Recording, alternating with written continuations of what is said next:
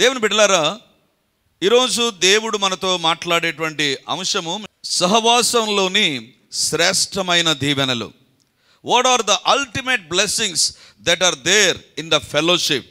దేవుని సన్నిధిలో ఒక సహవాసంలోనికి మనం వచ్చినప్పుడు కలిగేటువంటి శ్రేష్టమైన ఆశీర్వాదాలను గురించి ఈరోజు దేవుని యొక్క వాక్యంలోంచి మనం ధ్యానం చేయబోతున్నాం. దేవుని బిడ్డలారా, దేవునితో సహవాసం చేయడానికి మనం ఇక్కడికి వస్తాం కదా, దేవునితో సహవాసం చేయడానికి. మరి దేవునితో సహవాసం చేసేటువంటి ఈ యొక్క సమయం ఎలాంటి శ్రేష్టమైన దీవెనలు ఇస్తుందో దేవుని యొక్క వాక్యంలో నుంచి మనం ఈరోజు చూడబోతుంటున్నాం. దేవుని బిడ్డలారా, సహవాసం అనేటువంటిది మన మనుషులతో కూడా కలిగి ఉంటాం. కొంతమంది పశువులతో కూడా కలిగి ఉంటారు. కొంతమందిని మనం చూస్తుంటాం, వాళ్ళు ఎవరిని పెంచుకోరండి, మనుషులను పెంచుకోరు, కుక్కలను పెంచుకుంటారు. కొంతమంది పశువులతో సహవాసం చేసే వాళ్ళు ఉంటారు, ప్రకృతితో సహవాసం చేసే వాళ్ళు ఉంటారు.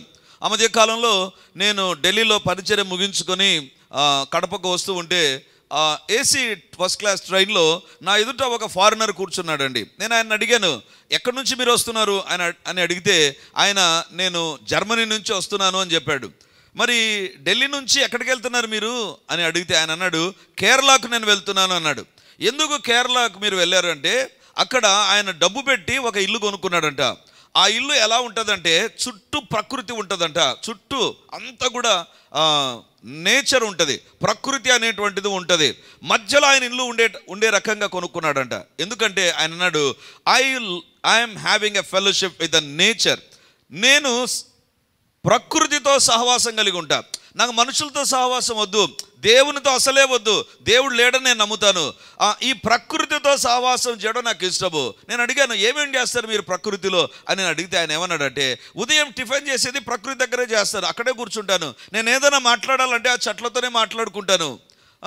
నేను ఏదైనా చేయాలని ఆశపడినట్లయితే అక్కడే కూర్చుంటాను, నేను రూమ్లో కూర్చొని ఏది చేయను, అంత కూడా నేను ప్రకృతిలోనే చేస్తాను. అంటే ఆయన ప్రకృతితో సహవాసం చేస్తున్నాడు కదా. కానీ దేవుని యొక్క వాక్యంలో ఇక్కడ మనం చూస్తాం కదా, అపోస్తల కార్యములు 2:42, వీరు అపోస్తలుల బోధ యందును సహవాసమందును. అంటే ఇంతకుముందు 2:42 వాళ్ళ జీవితాల్లో లేదు. దేవునితో సహవాసం చేయడం, దేవుని బిడ్డలతో సహవాసం చేయడం అనేటువంటిది వీళ్ళ జీవితంలో లేదు. కానీ ఎప్పుడైతే వీళ్ళు దేవునితో సహవాసం, దేవుని బిడ్డలతో సహవాసం చేయడం నేర్చుకున్నారో వాళ్ళ జీవితంలో కలిగినటువంటి శ్రేష్టమైన ఆశీర్వాదాలని ఈరోజు దేవుని యొక్క వాక్యంలోంచి మనం చూడబోతున్నాం. దేవుని బిడ్డలారా, మనము ఆదివారం మాత్రమే ఉదయకాలం కదా, సాయంత్రం కూడా మనకు సహవాసం ఉంటుంది, లేదా ప్రతిరోజు ఉదయాన్నే జూమ్లో మనకు సహవాసం ఉంటుంది, లేదా మంగళవారం స్త్రీల కూడికలో జూమ్లో సహవాసం ఉంటుంది, బేస్తవారం మళ్ళీ మనకు ఒక సహవాసం ఉంటుంది. ఎందుకు ఇన్ని సహవాసాలు పెట్టాలి? ఏదో ఒక రోజు పెడితే సరిపోతుంది కదా. నేను అదే మాటను గురించి సహోదరుల సహవాసంలో కూడా ధ్యానించాను. సహోదరుల సహవాసం కూడా మనకుంది. ఎందుకు ఇన్ని సహవాసాలు? స్త్రీల సహవాసం అంట, యవనస్తుల సహవాసం, ఉదయకాలం దేవునితో సహవాసం, ఆదివారం ఉదయం, ఆదివారం ఇంత తలకాయనొప్పి ఎందుకు? ఒక ఆదివారం పెడితే సరిపోదా? ఎందుకు ఇన్నిసార్లు రావాలి? ఎందుకు ఇన్నిసార్లు దేవుని దగ్గరికి రావాలి? రావాల్సిన అవసరం ఉందా? ఎవరైనా వస్తుంటే మనకు అనిపిస్తుంది, ఏంటి ఇన్నిసార్లు పోతున్నాడు, ఏం పని పాట లేదా? సుధీరన్ అయితే ఉద్యోగం వదిలేసి వచ్చాడు, ఆయనకంటే పని పాట లేదు కాబట్టి ఆయన పెట్టినంత మాత్రాన మనం ఎగేసుకొని పోవాలా అని అనేవాళ్ళు కూడా ఇక్కడ ఉండి ఉండవచ్చు. అనాలనే తలంపు వచ్చి ఉంటుంది, కానీ అనకుండా మనసులో అనుకునేటువంటి వాళ్ళు కూడా ఉండి ఉండవచ్చు. దేవుని బిడ్డలారా, ఎందుకు సహవాసం ఉండాలి? What is the importance of a fellowship? ఒక సహవాసం యొక్క దీవెనలు ఏంటి? పని లేక సహవాసానికి రావాలనా? పని ఇంట్లో లేదు కాబట్టి, ఇంకా బోర్ కొడుతుంది కాబట్టి, ఇంట్లో ఎవరు లేరు కాబట్టి, ఉంది కాబట్టి సహవాసం అని వస్తున్నావా? పని లేక సహవాసానికి ఏమైనా వస్తున్నావా? లేదా మన జీవితం, కొంతమంది అనుకుంటారు సహవాసం పెట్టేది కానుక కోసం పెడతారు, కానుక ప్రోగు చేసుకోవడానికి, డబ్బు సంపాదించడానికి సహవాసం పెడతారని కొంతమంది అనుకుంటారు. ఏమైనా డబ్బు కోసం ఏమైనా సహవాసం పెట్టారా? సహవాసం ఉందా? లేదా ఏదో ఒక రకంగా పొద్దుపుచ్చాలి కదా టైం. ఎప్పుడు సెల్ దగ్గర కూర్చుంటే ఇంట్లో తిడుతూ ఉంటారు, లేదా పొద్దుముచ్చలని ఏదో కొద్ది సమయం ఇక్కడ గడిపోదాం అనే రకంగా మనం ఏమైనా వస్తున్నామా? అసలు ఎందుకోసం సహవాసం దేవుడు పెట్టాడు? ఎందుకు సహవాసం దేవుడు పెట్టాడు? అసలు దేవుని దగ్గరికి వచ్చి కూర్చొని పాట పాడి వాక్యాన్ని చదివి వాక్యాన్ని విని, ఆదివారం ఉదయకాలం అయితే మనకు ఆరాధనలో కానుకలు మనం ప్రోగు చేస్తాం, కానుకలు లేదా దశంభాగ, అసలు ఎందుకు ఈ తతంగం అంతా? అసలు ఎందుకు పెట్టాడు దేవుడిది? పెట్టాల్సిన పనేముంది? దేవుని బిడ్డలారా, లోకంలో నీకు సహవాసం ఉంది, లోకస్తులతో సహవాసం ఉంది. ఇందాక చెప్పాను కదా, పశువులతో సహవాసం ఉంటుంది, ప్రకృతితో సహవాసం ఉంటుంది, లేదా ఇప్పుడు వర్చువల్ ఫెలోషిప్ కూడా వచ్చేసింది కదా. నీ ఎదుట ఎవరున్నారో తెలియదు, కానీ అతనితో నువ్వు చాటింగ్ చేయవచ్చు, అతనితో నువ్వు సంభాషణ చేయవచ్చు. అతను ఎవరో తెలియదు, ఒక ఫోటో ఉంటుంది అంతే. You can have a fellowship with him. దేవుని బిడ్డలారా, ఆ మధ్య కాలంలో ఒక వృద్ధుని టీవీలో ప్రముఖంగా చూపించారు. ఆయన తను పుట్టినప్పటి నుంచి యవనస్తుడిగా ఉన్నంత వరకు తన తల్లిదండ్రుల దగ్గర పెరిగాడు. వేరే దేశాల్లో ఉండేటువంటి వాళ్ళకు ఉండే లక్షణం ఏంటంటే, ఒక ప్రాయం వచ్చిన తర్వాత తల్లిదండ్రులు వదిలేస్తారండి. మా ఇష్టానుసారంగా మేము జీవించడానికి ఈ తల్లిదండ్రులు ఊరికి తలకాయ నొప్పి క్యాండిడేట్లు అని వదిలేసి ఆయన ఏం చేశాడో తెలుసా? ఆయనకు తోడు కోసం ఒక ప్లాస్టిక్ బొమ్మను తయారు చేసుకున్నాడు. ప్లాస్టిక్ బొమ్మను తయారు చేసుకొని ప్లాస్టిక్ బొమ్మను తన దగ్గర కూర్చోబెట్టుకున్నాడు. అంటే దానికి ఒకవేళ దానికి 2-3 రకాల తలలు పెట్టుకున్నాడు. అంటే పురుషుని తల ఒకటి, స్త్రీ యొక్క తల ఒకటి పెట్టుకొని, ఒకవేళ అతడికి ఆ రోజు అనిపించింది అనుకో, ఈ బొమ్మ ఆడబొమ్మగా ఉండాలి అనుకుంటే ఆ తల పెడతాడు. ఎందుకంటే ఆ తలకు అలాంటి ఏమంటారు హెయిర్ స్టైల్ ఉంటుంది. తర్వాత అవసరమైనటువంటి డ్రెస్ దానికి వేసి తనతో కూర్చోబెట్టుకుంటాడు. అంటే ఆయన దేంతో సహవాసం చేస్తున్నాడు? మనిషి కానటువంటి ఒక బొమ్మతో సహవాసం చేస్తున్నాడు. అలా మన జీవితాల్లో కూడా సహవాసం అనేటువంటిది ఏదో ఉండాలి కాబట్టి ఉందా? అసలు దేవుడు ఎందుకు సహవాసాన్ని పెట్టాడు? దేవుని యొక్క వాక్యంలోంచి మనం చూడబోతుంటున్నాం. చూడండి, ఈ సహవాసం ద్వారా కలిగినటువంటి దీవెన ఏంటి? 42వ వచనాన్ని చదువుకుందాం. 42వ వచనం చదువుదాం, ఆ తర్వాత 43వ వచనాన్ని చదువుదాం. వీరు అపోస్తలుల బోధయందును సహవాసమందును రొట్టె విరుచుట యందును ప్రార్థన చేయుటయందును ఎడతెగకయుండిరి. అప్పుడు ప్రతివానికి భయము కలిగెను. చాలు, అప్పుడు ప్రతివానికి భయము కలిగెను. సహవాసం ఎందుకోసం తెలుసా? దేవుని బిడ్డలంగా మనం అందరం ఇక్కడ చేరి ఎందుకు ఆదివారాన రావాలి దేవుని దగ్గరికి అంటే, దేవుని బిడ్డలారా, ఈ సహవాసంలో ఒక దీవెన ఉంది. ఏంటి ఆ దీవెన తెలుసా? అప్పుడు ప్రతివానికి భయం కలిగనంట. ప్రతివానికి భయం కలిగానంట. అంటే సహవాసానికి ఒకవేళ 3,000 మంది వచ్చారనుకుందాం, ఈ 3,000 మందిని బట్టి ప్రతివానికి భయం కలిగిందంట. అరే, సహవాసానికి వస్తే భయం ఎలా కలుగుతుంది? మనం చర్చికి వచ్చాము, చర్చి నుంచి బయటికి వెళ్ళిన తర్వాత పెద్ద జడ వేసుకొని రంగు పూసుకొని వికారంగా కనపడ్డాం కాబట్టి భయమా? డీసెంట్గా వెళ్ళిపోతాం కదా. వీళ్ళు కూడా డీసెంట్గా వెళ్ళిపోయారు కదా. సహవాసంలో వాళ్ళు రొట్టె విరిచి ప్రార్థన చేసి ఆ తర్వాత బయటికి వెళ్ళారు. కానీ బైబిల్ చెప్తుంది, అప్పుడు ప్రతివానికి భయం కలిగాను. ఈ దినాన సమస్య ఏంటి తెలుసా? మనమే చర్చికి వచ్చి భయపడి వెళ్ళిపోతున్నాం. అంటే చర్చికి వస్తావు, ఆ తర్వాత బయటికి వెళ్ళిన తర్వాత మళ్ళీ ఇంటికి పోతున్నాం, మళ్ళీ ఇంట్లో సమస్యలు, లేకపోతే ఉద్యోగంలో సమస్యలు, వ్యాపారంలో సమస్యలు, ఆరోగ్యకరమైన సమస్యలు, ఏదో మనమే బయటికి వెళ్తున్నాం. కానీ విచిత్రం ఏంటి తెలుసా? నిజమైన సహవాసం నువ్వు కలిగి ఉంటే, నిజంగా నువ్వు సహవాసాన్ని ప్రేమించే వ్యక్తివైతే, నిజంగా నీ జీవితాల్లో దేవుని దగ్గరికి ఆసక్తితో, ఆశతో, దేవుడు నన్ను దర్శిస్తాడు అనేటువంటి ఆ కోరికతో నువ్వు ఎప్పుడైతే వస్తావో, రిమెంబర్, నువ్వు భయపడవు, కానీ నిన్ను బట్టి భయం బయట కలుగుతుంది. హల్లెలూయా. దేవుని బిడ్డలారా, నిన్ను బట్టి బయట భయం కలుగుతుంది. సాతాను శక్తులకైనా వ్యక్తులకైనా భయాన్ని కలిగిస్తాం. ఎందుకు తెలుసా? You are not having a fellowship with a person, but you are having a fellowship with almighty God. దేవునితో సహవాసం కలిగి ఉంటే జరిగేటువంటి కార్యం ఏంటి తెలుసా? పశువులతో సహవాసం చేస్తే పశు బుద్ధి వస్తుంది, బొమ్మతో సహవాసం చేస్తే టైం పాస్ అవుతుంది, లేదా ప్రకృతితో సహవాసం చేస్తే నువ్వు ప్రకృతిలో ఒకవేళ ఆనందిస్తావు అంతే. కానీ నీవు దేవునితో సహవాసం చేస్తే, దేవుని సన్నిధులను గడిపితే కలిగేటువంటి కార్యం ఏంటి తెలుసా? నిన్ను భయపెట్టాలనుకున్న పరిస్థితులే భయపడడం ప్రారంభమవుతాయి. హల్లెలూయా. నిన్ను భయపెట్టేటువంటి పరిస్థితులను నువ్వు భయపెట్టాలి అంటే, లేదా నీ దేవుడు భయపెట్టాలంటే, you must come to the fellowship. నువ్వు సహవాసానికి రావాలి. దేవుని బిడ్డలారా, అసలు ఏంటిది సహవాసం? ఏంటి సహవాస? ఇందాక చెప్పాను కదా, ఏదో పొద్దుపుచ్చడానికి సహవాసానికి వస్తున్నామా? ఆదివారం కాబట్టి సహవాసం వస్తున్నామా? కాలాన్ని గడపడానికి సహవాసం వస్తున్నామా? ఏదో తల్లిదండ్రులు రమ్మన్నారు కాబట్టి వస్తున్నామా? బాప్తిజం తీసుకున్నావు కాబట్టి వస్తున్నావా? సహవాసం అనేటువంటి దాంట్లో చాలా గొప్ప దీవెనలు ఉన్నాయండి. ఈరోజు ఈ వాక్యాన్ని మీరు అర్థం చేసుకుంటే మీరు ఏ సహవాసాన్ని మిస్ గారు. అసలు ఎందుకు ప్రతిరోజు ఏదో ఒకటి ఉంటుంది మనకు కదా. ప్రతిరోజు, ఈరోజు ఆదివారం ఉదయం సాయంత్రం, మళ్ళీ సాయంత్రం 5 గంటలకు యవనస్తుల సహవాసం, సోమవారం ఉదయాన్నే, మంగళవారం ఉదయం, మంగళవారం సాయంకాలం, బుధవారం ఉదయం, బేస్తవారం ఉదయం సాయంత్రం, శుక్రవారం ఉదయం, శనివారం ఉదయం, ఆదివారం మళ్ళీ. అంటే ఏ రోజు సహవాసం లేకుండా పెట్టాను నేను? అన్ని రోజులు సహవాసం ఉండేటట్లే పెట్టాను. Either directly or indirectly. ఎందుకు సహవాసం ఉండాలి? ఎందుకు సహవాసం ఉండాలి? మీకంటే మొట్టమొదటిగా అనుమానం నాకే వచ్చింది. ఒక్కసారి వస్తే సరిపోతుంది కదా, ఎగేసుకొని అందరము రోజంతా రావాలన్నా, ఎప్పుడు పడితే అప్పుడు రావాలన్నా కదా. మన ఇంట్లో కూడా అంటారు, అన్నిసార్లు పోవాల్సింది ఏంటి అని అన్నప్పుడు మనకు కూడా డౌట్ వస్తుంది, అవును ఎందుకు ఇన్నిసార్లు పోవాలా, అవసరం ఏముంది అనేటువంటి తలము మనకు వస్తుంది. దేవుని బిడ్డలారా, దేవుని సహవాసంలో ఉండే దీవెన ఏంటి తెలుసా? When you come to the presence of the lord, దేవుని సహవాసం. నువ్వు ఒకవేళ దూరం నుంచి వస్తున్నావేమో, ముందుగానే బయలుదేరి వస్తున్నావేమో, ఒకవేళ టిఫిన్ చేయకుండా రెడీ అయ్యి నేను మొట్టమొదటిగా దేవుని సన్నిధిలో ఉండాలని వస్తూ ఉంటే, ఈరోజు నీతో నాతో దేవుడు పలికే మాట ఏంటి తెలుసా? When you come to his fellowship, దేవుని సన్నిధానంలోకి వస్తే నువ్వు భయపడడం తగ్గిపోతుంది.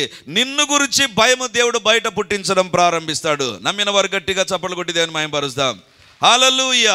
ఎందుకు తెలుసా? దేవుని సన్నిధానంలోకి నువ్వు వచ్చిన తర్వాత నీ జీవితంలో భయాలను దేవుడు తీసుకుంటాడు. దేవుని యొక్క ఉద్దేశం ఏంటి తెలుసా? When you are having fellowship with the Lord, దేవునితో సహవాసం చేయాలి. దేవునితో సహవాసం చర్చిలోకి వచ్చినప్పుడు, లేదా whether you are connecting through the live or through the Zoom ద్వారా కనెక్ట్ అయినప్పుడు, చాలా మంది సహవాసం లేకుండా లైవ్లో కనెక్ట్ అవుతుంటారు. Thank you so much. ప్రతి ఆదివారం మాకంటే ముందుగా మీరే లైవ్లో కనెక్ట్ అవుతున్నారు. ఎంతమంది కనెక్ట్ అవుతున్నారు వారిని బట్టి ప్రభు నేను ఆనందిస్తూ ఉన్నాను. దేవుని బిడ్డలారా, నీవు ఎంతగా నిజమైన దేవుని సన్నిధిలో గడుపుతావో గుర్తుంచుకో. దేవుడు ఈరోజు నీతో నాతో పలికేటువంటి మాట ఏంటి తెలుసా? నీవు వెళ్ళినప్పుడు బయట భయాన్ని దేవుడు పుట్టిస్తాడు. అపవాది శక్తులకు నరాన భయాన్ని పుట్టించేటువంటి దేవుడు మన దేవుడు. దేవుని బిడ్డలారా, మరి ఏంటి సహవాసం? సహవాసం అంటే ఏంటిది? మొట్టమొదటిగా సహవాసం అంటే ఏంటో చెప్తాను. ఆ తర్వాత సహవాసంలో ఉండేటువంటి దీవెనలు. దేవుని సహవాసం అయితే ఎలా ఉండాలి? బైబిల్లో చూడండి, యోహాను రాసిన మొదటి పత్రిక 1వ అధ్యాయం 7వ వచనాన్ని చదువుకుందాం. అయితే ఆయన వెలుగులోనున్న ప్రకారము మనమును వెలుగులో నడిచిన యెడల మనము అన్యోన్య సహవాసం గలవారమై ఉందుము. అప్పుడు ఆయన కుమారుడైన యేసు రక్తము ప్రతి పాపము నుండి మనలను పవిత్రులుగా చేయును. ఇక్కడ బైబిల్లో రాయబడింది ఏం సహవాసం అంటే, ఆ సహవాసం అన్యోన్య సహవాసం కదా. మొదటి యోహాను పత్రిక 1:7, అది అన్యోన్య సహవాసం. అంటే అన్యోన్యత అంటే క్లోజ్నెస్, దగ్గర కావడం. ఎలాంటి సహవాసం తెలుసా? దేవుని దగ్గరికి రావడం అంటే ఏంటి తెలుసా? ఏదో వచ్చి ఆ చైర్లో కూర్చొని ఆ తర్వాత వాక్యం విని తర్వాత కానుకేసి వెళ్ళిపోవడం కాదు. అది కాదు సహవాసం, అది కానే కాదు సహవాసం. అన్యోన్య సహవాసం. దేవునికి నువ్వు దగ్గర కావాలి అంటే, పాట పాడుతున్నావు అనుకో, ఎక్కడో పరధ్యానంలో నువ్వు ఉన్నావు అనుకుందా, దగ్గర అయ్యావా? దూరం అయిపోయావు. ఎక్కడో దూరం అయిపోయావు. ఎందుకు దూరం అయిపోయావు తెలుసా? పాట పాడేది దేవునికి దగ్గరగా లేవు, నువ్వు వేరొక దానికి దగ్గర. అది వంటనో లేదా వ్యక్తో లేదా ఎవరో ఏదో అన్నారు లేదా కింద పడి వచ్చిండొచ్చు, దాని గురించి ఆలోచన. దేనికి దగ్గర అయిపోయావు? మన పరిస్థితులకు దగ్గర అయిపోయావు. సహవాసం అంటే ఏంటి తెలుసా? You must become close to the lord. దేవునికి దగ్గర కావాలి. అందుకే పాట పాడేటప్పుడు పాడండి అని చెప్పడంలో ఉద్దేశం ఏంటంటే, దూరం అయిపోతున్నామేమో ఎక్కడైనా ఆలోచనలో పడి దూరం అయిపోతున్నామేమో. అప్పుడప్పుడు నేను కూడా తప్పు పాడతాను. ఎందుకు తెలుసా? ఈ నుంచి చూస్తూ ఎవరో ఒకరు పాడుకున్నట్టారు, ఎందుకు పాడటం లేదు వీళ్ళు, ఈ ఆలోచనలో తప్పు పాడతాను. అంటే నేను ఎక్కడికి దగ్గర అయిపోయా? నేను కూడా దేవునికి దగ్గర కాకుండా మీకు దగ్గర అయిపోయా. మీరు కూడా ఏం చేస్తారు తెలుసా? అరే వీళ్ళు పాట పాడుతున్నారు కదా, మీరు కూడా ఆలోచనలు ఉంటారు కదా, ఇద్దరం కూడా సెట్ అయిపోదాం. ఈరోజు నీవు దేవునికి దగ్గర కావాలి. చర్చిలోనికి వచ్చిన తర్వాత ఆలోచనలకు దగ్గర కాకు, దేవునికి దగ్గరగా.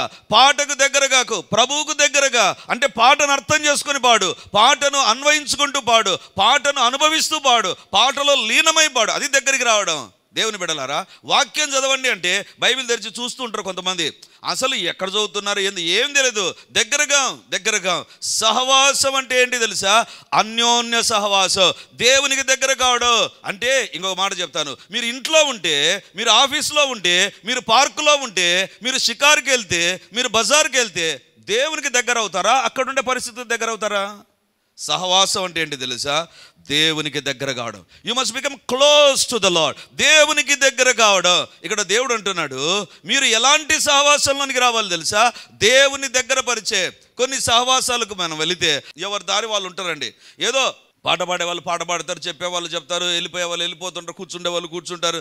ఒక పద్ధతి పాడు అనేటువంటిది ఏముండదు. దేవునికి దగ్గరయ్యేటువంటిది. అసలు ఎందుకు కొన్ని సందర్భాల్లో సెల్లో వాక్యం చూస్తున్న చూడొద్దు అని చెప్తాను అంటుండే, కానీ వాళ్ళకి అనిపిస్తుంది, ఏరా నా పైన ఇంత కసి అనుకోని. కసి కాదు, అసలు కోపం కూడా కాదు. నువ్వు సెల్కి కాదు దగ్గర కావాల్సింది. దేనికి దగ్గర కావాలా? దేవునికి దగ్గర. సహవాసం అంటే ఏంటి తెలుసా?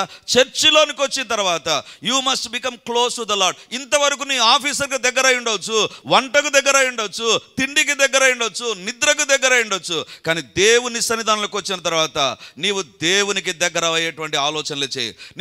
నేను దేవుని నుంచి దూరం చేసేటువంటి వ్యక్తి పక్కన కూర్చున్నాడా? దూరంకా.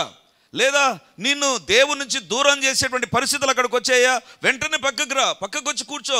నీ కాన్సన్ట్రేషన్ అంతా ఒకటే, నేను దేవునికి దగ్గర కావాలి. You must become close to the lord. అంటే సహవాసం అంటే ఏంటి తెలుసా? అపోస్తల కార్యం 2:42 ఉండే సహవాసం అంటే తెలుసా? ఇంతకుముందు వాళ్ళు దేవుని దగ్గర లేరు, దేవునికి దూరంగా ఉన్నారు. మునుపు దూరస్తులు, మునుపు వీరు దేవునికి దగ్గరగా ఉన్నటువంటి వాళ్ళు, కానీ దేవునికి దగ్గరయ్యారు. అదే సహవాసం. ఇదేనా నువ్వు చర్చిలోనికి వచ్చిన తర్వాత, లేదా లైవ్లో వాక్యం చూస్తున్నప్పుడు, లేదా జూమ్లో జాయిన్ అయినప్పుడు. అందుకే నేను జూమ్లో అంటారు, మీ వీడియోస్ ఆన్ చేయండి. ఎందుకు తెలుసా? వీడియో ఆన్ చేయకపోతే నువ్వు దేవునికి ఎక్కడో దూరం అయిపోతావేమో. అది నా బాధ, అది నాకు ఉండేటువంటి కన్సర్న్. దేవుని బిడ్డలారా, ఎందుకు మా మొఖాలు కనబడాల్సిన అవసరం ఏముంది అనుకుంటారు కొంతమంది. మా మొఖాలు అంత అదృష్టమైన మొఖాలా అని అనుకోకపోయినా కొన్ని సందర్భాలు అనిపిస్తుంది, ఎందుకు వీడియో ఆన్ చేయమంటారు? You will become close to the lord. దేవునికి దగ్గర కావాలి నువ్వు. అంటే నువ్వు ఒకవేళ వీడియో ఆన్ చేసావనుకో, దేవునికి దూరం అయిపోతావేమో. ఎందుకు ఉదయాన్నే జూమ్ ప్రేయర్స్ ఎందుకు జాయిన్ అయ్యేటువంటి వారిని, నేను జాయిన్ కానటువంటి వారిని నేనేం అడగడం లేదు. ఎందుకు తెలుసా? నువ్వు దేవునికి క్లోజ్ కావడానికి ఒక అవకాశం ఉంది. దాన్ని సద్వినియోగం చేసుకుంటావా, దుర్వినియోగం చేసుకుంటావా? నీ చేతుల్లో ఉంది. నేను ఉదయాన్నే నిద్రపోతాను, దట్ ఈస్ యువర్ విష్. నీ యొక్క సంతోషం నీదే. దేవుని బిడ్డలారా, నువ్వేమనుకుంటావు? నేను నిద్రకు దగ్గర కావాలి, నేను నిద్రకు దగ్గరగా, కానీ నీవే భయపడతావు. దేవునికి దగ్గర అయితే నిన్ను బట్టి ప్రజలు, సాతాను శక్తులు భయపడడం ప్రారంభమవుతాయి. Choice is ours. అవకాశం మన దగ్గర ఉంది. దేవునికి దగ్గర అవుతున్నామా, దేవునికి దూరం అవుతున్నామా? ఎవరైనా జాయిన్ రాకపోతే ఆయా సందర్భాల్లో నేను అడుగుతాను. ఎందుకు తెలుసా? నా కన్సర్న్ ఒకటే, మీరు వచ్చినా రాకపోయినా I don't bother about that. నా బాధ, నా భయం అంతా ఒకటే. దేవునికి దగ్గర అవుతున్నారా, ఏమన్నా దేవునికి దూరం అయిపోతున్నారా? దేవునికి దగ్గర అవుతున్నారా? సహవాసం అంటే ఏంటి తెలుసా? నువ్వు దేవుని దగ్గరికి రాకపోవడమే కాదు, వచ్చిన తర్వాత ఏ రకంగా నువ్వు గడుపుతున్నావు, ఏ రకంగా దేవుని దగ్గర గడుపుతుంటున్నావు, నీ కాన్సన్ట్రేషన్ దేనిపైన ఉంది, నువ్వు దేన్ని బట్టి దేవునికి దూరం అయిపోతున్నావో ఆలోచించమని కోరుతున్నా. సహవాసం అంటే ఏంటి తెలుసా? అన్యోన్య సహవాసం అంటే అన్యోన్యత, క్లోజ్నెస్. దేవునికి దగ్గరగా. దేవుని బిడ్డలారా, చర్చిలోనికి వచ్చిన తర్వాత నీ ప్రక్కన ఉండేవారికి కూడా దగ్గర కాకు. ఎందుకు తెలుసా? ఒకవేళ వాళ్ళని బట్టి దేవునికి దూరం అవుతామో. నీ దేవునికి దగ్గరగా ఈరోజు దేవుడు మనతో మాట్లాడుతుంటున్నాడు. మన జీవితాలను పరీక్షించుకుందాం. నిన్ను దేవునికి దూరం చేసే పరిస్థితులు ఏవో నీకు తెలుసు. చర్చికి వచ్చిన తర్వాత వాటికి దూరం కాకపోయినావా? గుర్తుంచుకో, నీ సహవాసం దేవునితో లేదు. అన్యోన్య సహవాసం కాదు అది ఆశీర్వాదకరమైన సహవాసం కాదు. నీ సమయాన్ని సద్వినియోగం చేసుకోవడంలా నీ జీవితంలో సహవాసం అనేటువంటిది మిస్ అయిపోతుంది. ఫస్ట్ థింగ్, సహవాసం అంటే అది అన్యోన్యత ఉండాలి. నీకు నీ దేవునికి మధ్యనే ఉండాలి. ఇంకొక మాట చెప్తాను. ఒకవేళ పని చేస్తున్నావా, ఒకవేళ అనుకుందాం ఒకవేళ స్టాల్లో ఉన్నారా, వంట పని చేస్తున్నారా, లేదా మైక్ సిస్టమ్ పెడుతున్నారా, ఏదైనా సరే నీవు చేసే పని ఎంతవరకు ఉండాలో అంతవరకు, ఆ తర్వాత దేవునికి దగ్గర కావాలి, ఆ తర్వాత దేవునికి దగ్గర కావాలి. దేవునికి దగ్గర కాకపోతే నువ్వు వచ్చి సహవాసం వేస్ట్ చేసుకుంటున్నావు. You are wasting your valuable time. దేవునితో సహవాసం కనుక వచ్చి దేవునితో సహవాసం చేయకపోతే అంతకంటే దారుణమైనది ఇంకేముంది? ఒకసారి ఆలోచించండి. రెండవదిగా సహవాసం అంటే ఏ రకంగా ఉండాలి తెలుసా? అదే అపోస్తల కార్యములు 2వ అధ్యాయం 45వ వచనం నుంచి చదువుకుందాం. ఇదియు కాక వారు తమ చిరాస్తులను అమ్మి అందరికిని వారి వారి అక్కర కొలది పంచిపెట్టిరి. మరియు వారేక మనస్కులై ప్రతిదినము దేవాలయంలో తప్పక కూడుకొనుచు ఇంటింటా రొట్టె విరుచుచు దేవుణ్ణి స్తుతించుచు ప్రజలందరి వలన దయ పొందిన వారై ఆనందముతోనూ నిష్కపటమైన హృదయముతోనూ ఆహారము పుచ్చుకొనుచుండిరి. మరియు ప్రభు రక్షణ పొందుచున్న వారిని అనుదినము వారితో చేర్చుచుండెను. 46వ వచనం, వారేక మనస్కులై ప్రతిదినము దేవాలయములో తప్పక కూడుకొనుచు ఇంటింటా రొట్టె విరుచుచు దేవుని స్తుతించుచు ప్రజలందరి వలన దయ పొందిన వారై. సహవాసము అంటే మొదటిగా అన్యోన్యత, క్లోజ్నెస్. రెండవదిగా నీవు దేవునితో సహవాసం చేయడం అనేటువంటిది అది ఆదివారానికి మాత్రమే ముడిపెట్టకు, అనుదిన సహవాసంగా ఉండాలి. అనుదినము దేవునితో సహవాసం చేయాలి.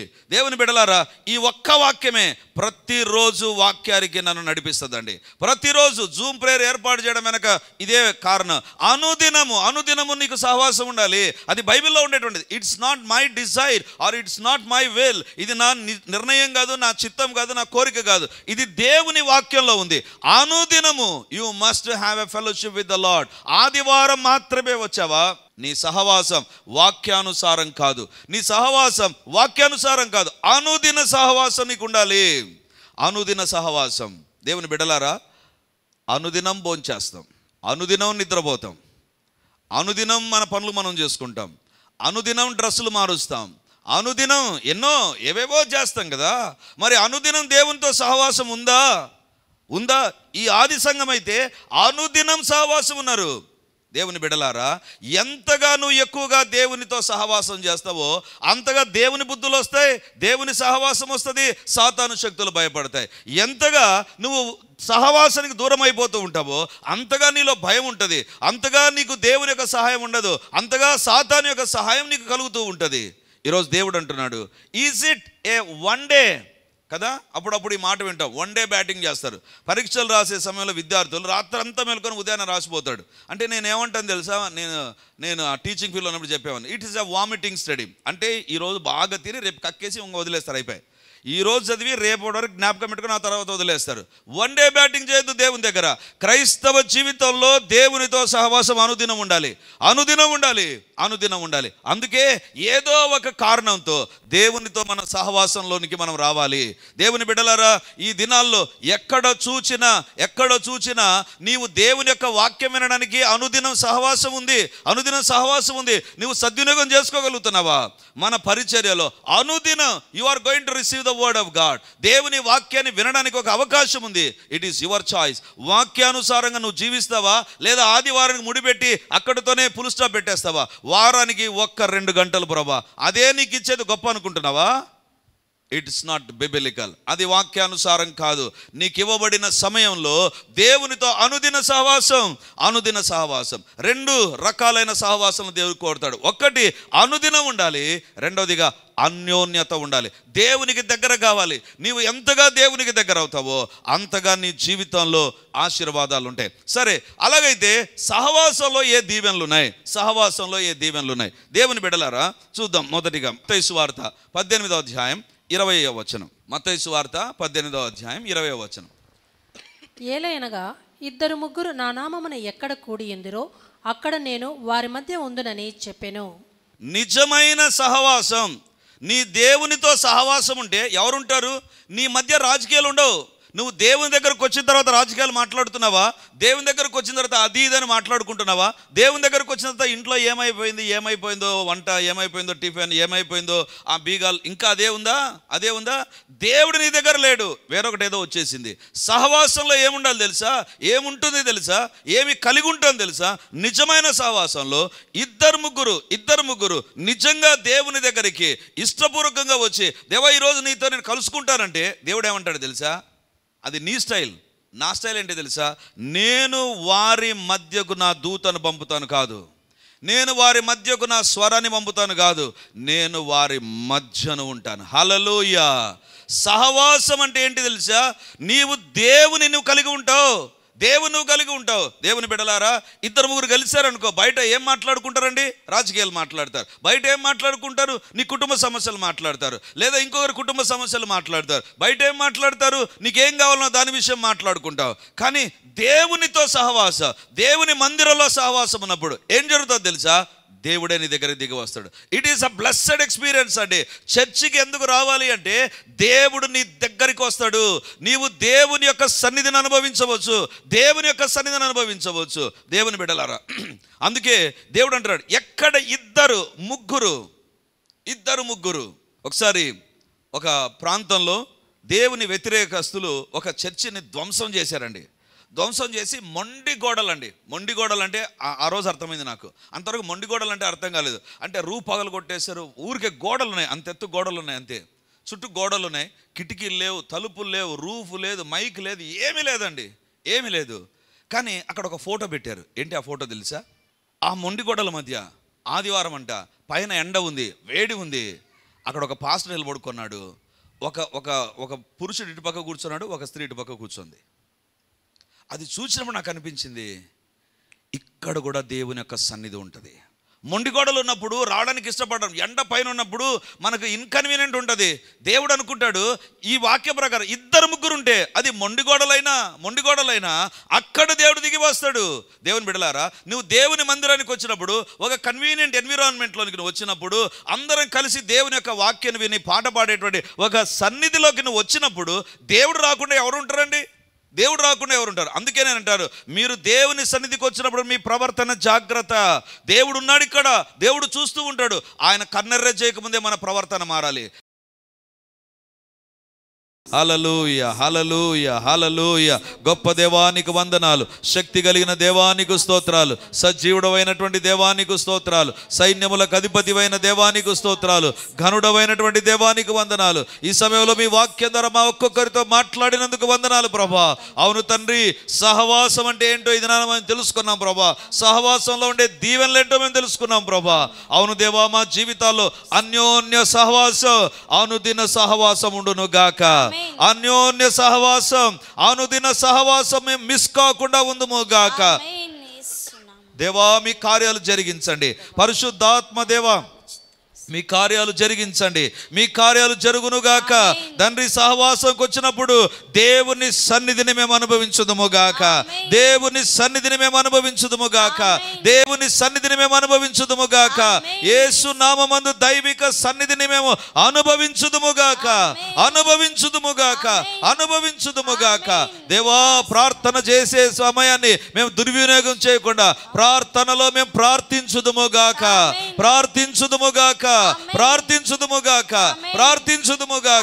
దేవుని మందిరంలోకి వచ్చినప్పుడు ప్రార్థనకు దూరం కాకుండా తండ్రి మేము ఉందుముగాక, జాగ్రత్తలు వహించుదుముగాక. నాయనా, మీరే మమ్మల్ని దర్శించండి నాయనా.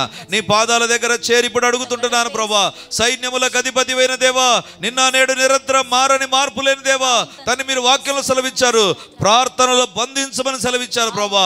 ఇప్పుడు బంధించడానికి రెడీ అవుతున్నాను నాయన. మీరే నా ప్రార్థన అంగీకరించమని, మా ప్రార్థన అంగీకరించమని అడుగుతుంటున్నారు. ఎవరు ఏ సమస్యతో ఇక్కడికి వచ్చినా యేసు నామమందు ఆ సమస్యలు తొలగిపోవునుగాక, అపవాది శక్తులు బంధించబడునుగాక. ఇప్పుడే యేసు నామమందు ఇప్పుడే బంధిస్తూ ఉంటున్నా.